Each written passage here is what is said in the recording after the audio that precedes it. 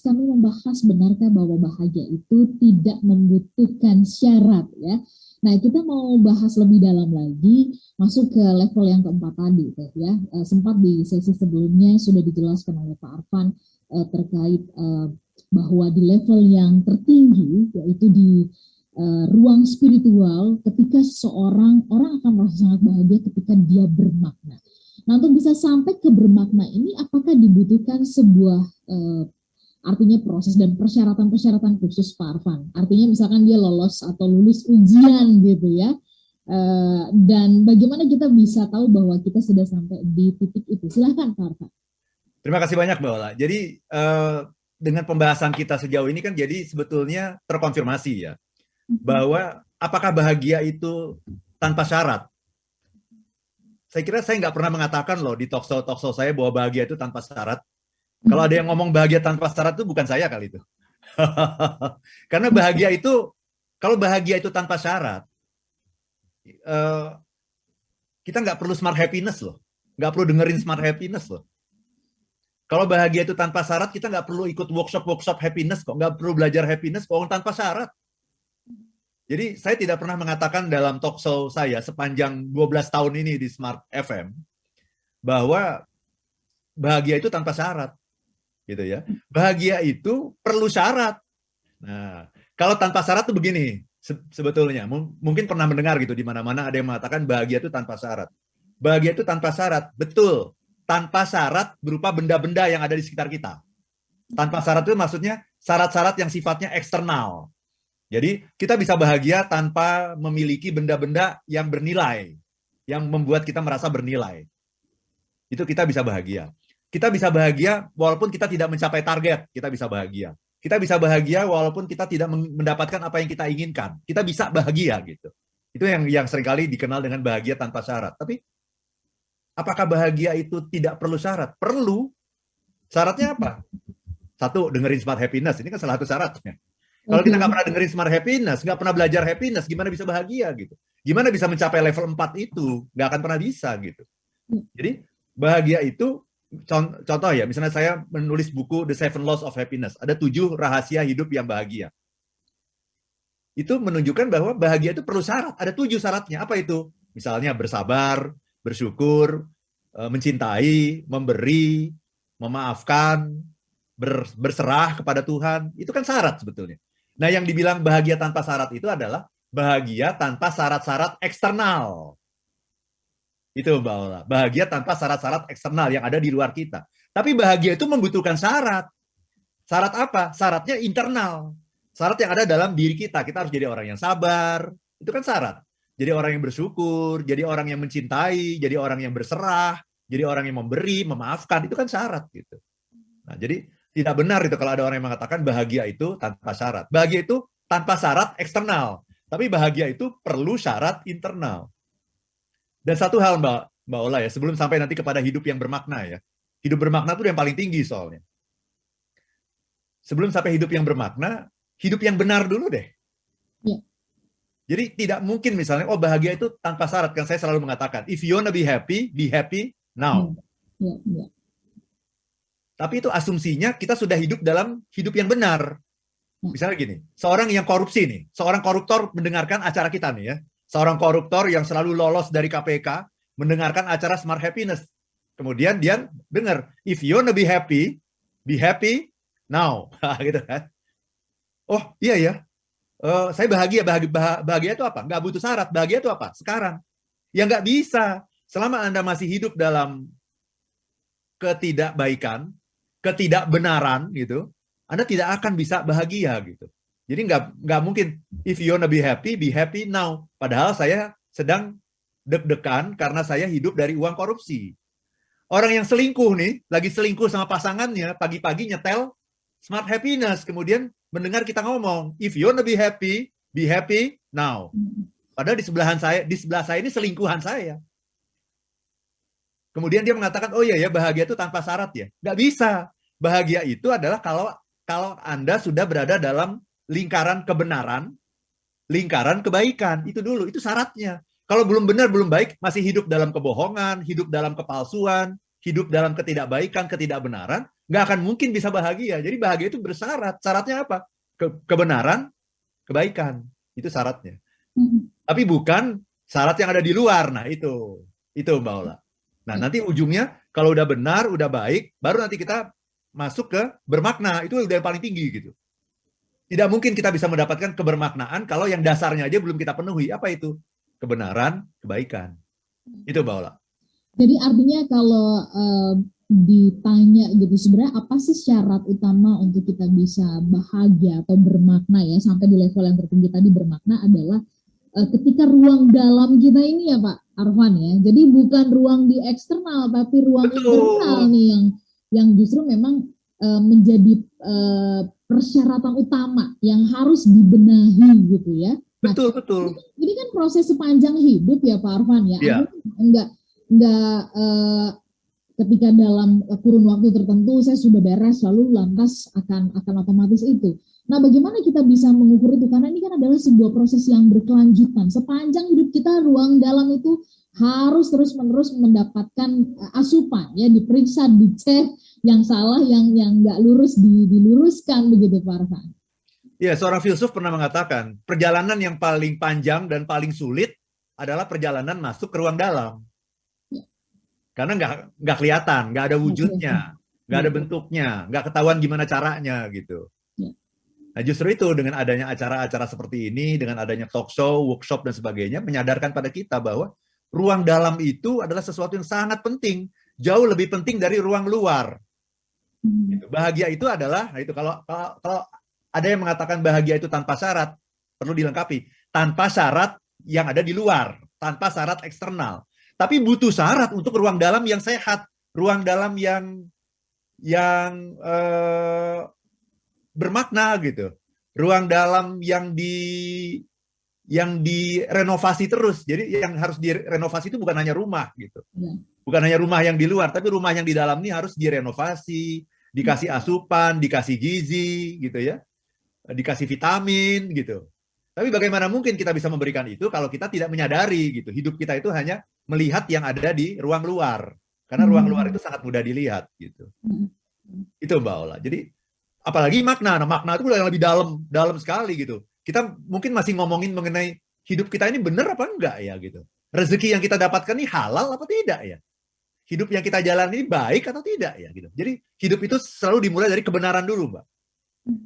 Kalau belum benar jangan ngomong baik. Benar dulu ya. Ini benar, ini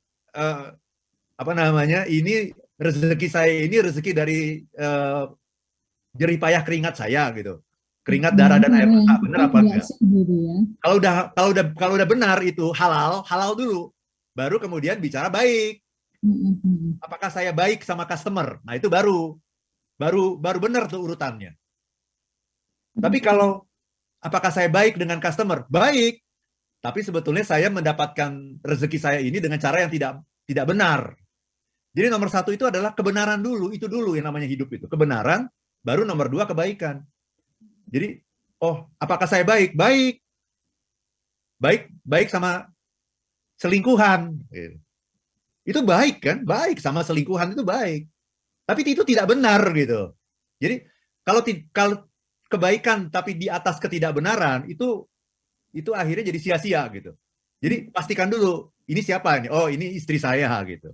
Baru kebaikan kepada istri itu menjadi sesuatu yang bernilai gitu. Tapi saya baik sama seorang perempuan padahal itu bukan istri saya gitu, dan kebaikannya tidak pada tempatnya. Iya. Itu udah salah gitu. Jadi kebaikan itu harus dasarnya, fondasi kehidupan itu adalah kebenaran dulu. Nah, kalau mau bahagia syaratnya apa? Nomor 1, benar dulu. Ini benar nggak nih?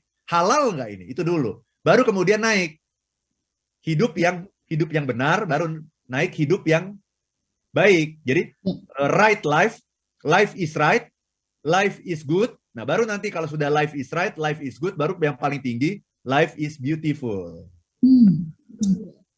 Jadi kebenaran, kebaikan, baru keindahan. Jadi kalau ada orang yang bilang selingkuh itu indah katanya, nah itu udah ngelompatin. Keindahan itu yang nomor 3. Tapi dia dasarnya bukan kebaikan dan bukan kebenaran gitu. Jadi nggak mungkin kita mengatakan selingkuh itu indah, padahal itu Indah. tidak benar dan tidak baik gitu. Jangan-jangan itu sebenarnya adalah fata morgana gitu kan, fata morgana kan gitu ya, kelihatannya indah Betul, saja gitu, tapi betul. sebenarnya itu tidak punya dasar yang kuat gitu, tidak Betul, keindahan itu mengantarkan dibangun di kebahagiaan. atas kebaikan. Ya, Kebaikan itu dibangun di atas kebenaran. baik. Oke, Itu Pak Mbak Ola. Arfan, ada tanggapan-tanggapan dari YouTube dan juga pertanyaan yang nanti kita akan jawab di sesi berikutnya ya. Untuk satu Udah sesi sesi yang terakhir terakhir, ya? Smart Listener. Aduh, Iya, nggak cepet terasa ya, banget. sudah sesi terakhir ya. Kita sambung nanti perbincangannya, Smart Listener tetap bersama dengan kami untuk satu sesi yang terakhir. Bener nggak sih bahwa bahagia itu tidak bersyarat? Tadi sudah terjawab, tapi nanti kita akan tajamkan dari pertanyaan-pertanyaan yang sudah masuk. Kami jeda untuk satu sesi yang terakhir. Mau mulai dari Pak Stephen ya, yang bergabung dari Lampung. Selamat pagi, salam kenal Pak Arfan. Saya baru mulai mendengarkan Smart Happiness 2 tahun terakhir ini katanya Pak Arfan. Oke, terima kasih sudah menjadi pendengar yang baru ya. Nah, menurut Pak Steven ya, program Smart Happiness ini membuat hidupnya menjadi lebih berpikir terhadap kualitas hidup ketimbang kuantitas yang dicari. Alhamdulillah. Seperti itu ya. Pertanyaannya, Pak Arfan, kan sulit sekali kalau misalnya kebahagiaan tadi di level spiritual begitu ya. Bagaimana mungkin kita bisa sampai di posisi itu kalau kondisi hubungan di keluarga ya, dengan istri, dengan anak gitu kan, itu kurang harmonis gitu Pak Arfan. Nah, bagaimana cara memperbaikinya? Itu dari Pak Stephen. Kemudian sebelum pertanyaan Pak Stephen ini dijawab, saya juga ingin menyapa ada Ibu Ambarita yang bergabung bersama kita dari Bogor.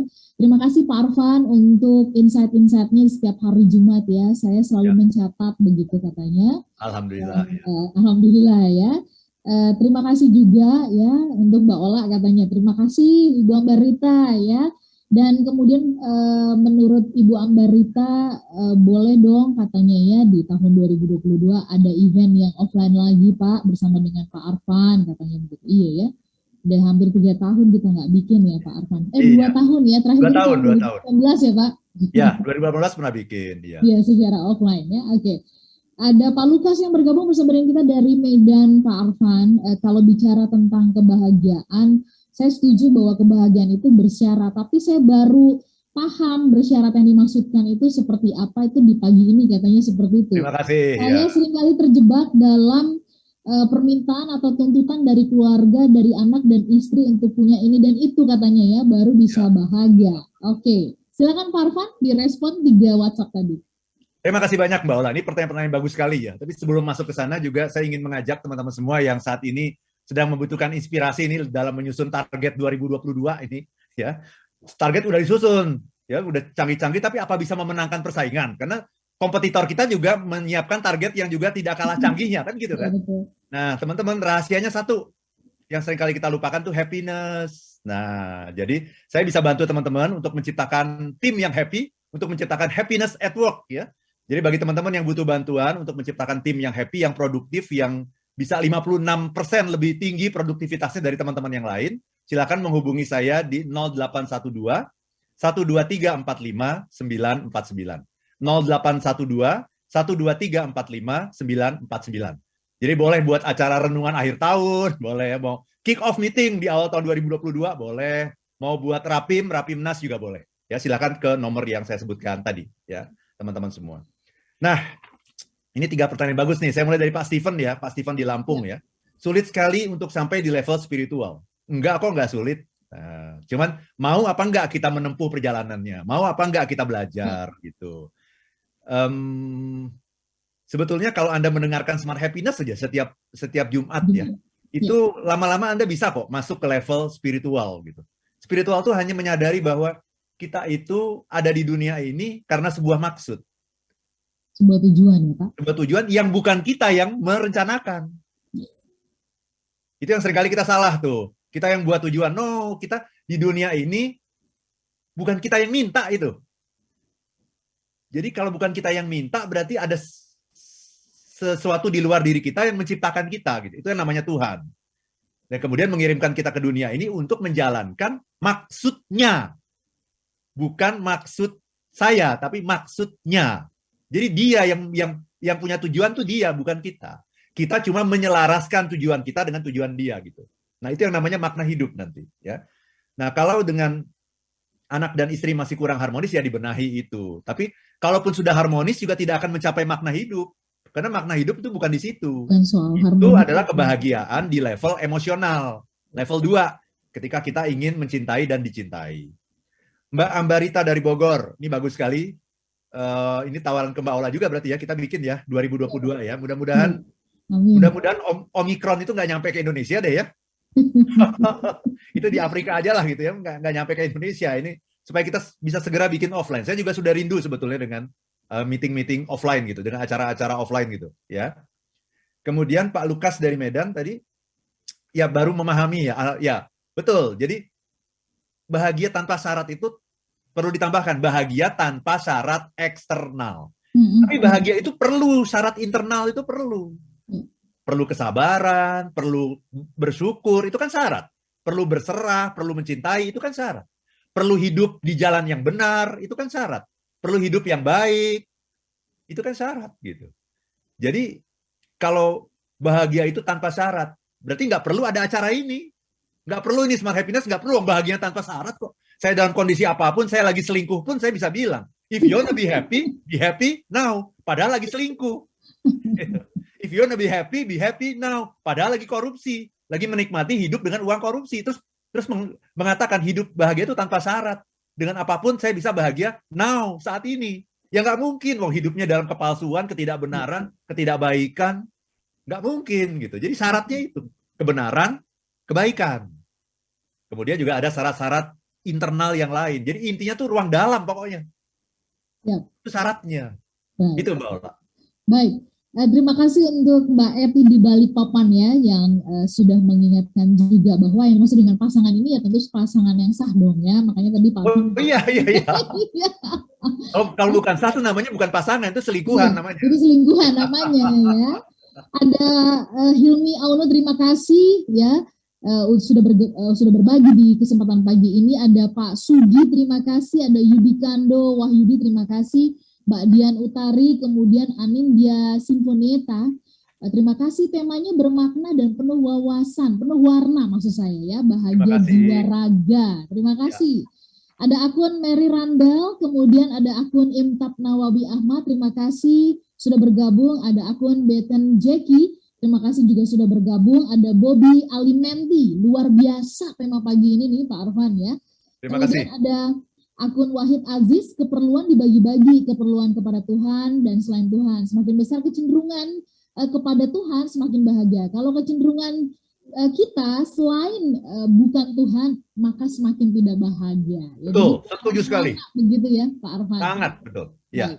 Pak Arfan, untuk menutup perbincangan kita di kesempatan pagi hari ini ya, tadi sudah diingatkan sebenarnya apakah kebahagiaan itu bersyarat? Yes, bersyarat. Tetapi, tunggu dulu ya, dengarkan. Persyaratannya apa? Nah, ini butuh ruang dalam yang bersih, yang murni. Nah, Pak Arfan, kalau kita mau mengambil keputusan ya di kesempatan pagi hari ini, saya pengen nutup 2021 nih dengan kebahagiaan yang hakiki tuh ya, dengan ruang dalam. Apa yang perlu kita lakukan, Pak, menuju ke sana? Ya, terima kasih banyak, Mbak Ola. Jadi, nanti di akhir tahun juga kita akan bikin talk show yang refleksi 2021 seperti apa ya. Intinya sebetulnya tahun ini tuh kita enak tidur nggak sih gitu. Ya, orang yang bahagia itu adalah orang yang enak tidur. Itu Mbak Ola. Orang yang bisa tidur nyenyak setiap malam itu orang yang bahagia itu. Kenapa dia bisa tidur nyenyak? Karena hatinya damai. Beda dengan makan enak ya. Makan enak tuh belum tentu menandakan Anda bahagia. Makan enak itu menandakan Anda sehat. Saya bisa makan enak. Oh iya bagus, berarti Anda orang yang sehat. Kalau Anda nggak sehat, itu lidah Anda nggak akan berasa, nggak akan bisa makan enak gitu. Jadi tanda orang sehat itu makan enak. Tapi tanda orang yang bahagia itu Anda bisa tidur nyenyak. Kalau bisa nggak bangun-bangun deh itu sampai pagi gitu. Ya, jangan tidur sebentar bangun, memikirkan banyak hal. Tidur sebentar bangun, malam-malam tengah malam ngecek HP. Bangun hanya untuk ngecek HP gitu. Jadi orang yang bahagia itu coba kita lihat deh, apakah Anda sehari-hari ini tidur nyenyak enggak? Kalau Anda tidak tidur nyenyak, pertanyaannya apa yang sedang Anda pikirkan? Apa kegelisahan Anda? Apakah Anda sudah hidup di jalan yang benar? Apakah sudah Anda sudah hidup di jalan yang baik, dalam kebenaran dan kebaikan? Itu dua syarat gitu. Kalau kita sudah benar, sudah baik, insya Allah kita akan hidup di jalan-jalan Tuhan gitu, Mbak Ola. Dan itu yang membuat hidup kita tuh tenang, nyaman, secure gitu ya, merasa secure gitu ya, merasa kedamaian dalam hati yang tidak bisa dilukiskan dengan kata-kata. Tapi bentuknya apa? Bentuknya ya tidur nyenyak itu. Kita bisa tidur nyenyak. Kalaupun mimpinya yang indah gitu, bukan mimpi dikejar-kejar sama KPK gitu kan. Iya, Pak. Itu yang perlu kita evaluasi, Mbak. Sudahkah Anda tidur nyenyak dalam hari-hari ini? Kalau belum, apa yang Anda gelisahkan? Dan yang lebih penting lagi, kenapa Anda gelisah? Jangan-jangan Anda belum hidup dalam lingkaran kebaikan dan lingkaran kebenaran. Itu, Mbak Ola. Pak Arfan, kita bungkus perbincangan ini ya. Smart Listener rekamannya tersimpan rapi di YouTube di kanal Smart FM dan kemudian juga ada podcastnya ya, Inspirasi Smart FM. Kami pamit, sehat-sehat untuk Anda semuanya. Selamat untuk meraih kebahagiaan Anda dan sering-sering berkunjung ke ruang dalam ya. Kami pamit, saya Nurlija. Dan saya Arfan Pradiansyah. If you wanna be happy, be happy now.